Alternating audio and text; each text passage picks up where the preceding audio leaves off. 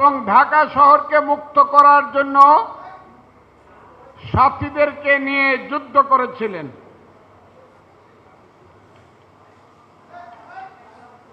যিনি আজকের প্রধান অতিথি, বঙ্গবন্ধুর সবচেয়ে যারা ঘনিষ্ঠজন ছিলেন, এমনকি 1972 সনের 10 জানুয়ারি বঙ্গবন্ধু ঢাকায় পৌঁছার আগে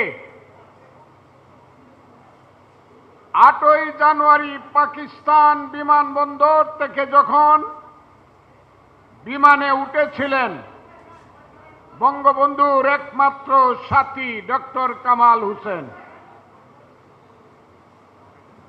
পরবর্তীতে যিনি বাংলাদেশের সংবিধান রচনা করেছিলেন,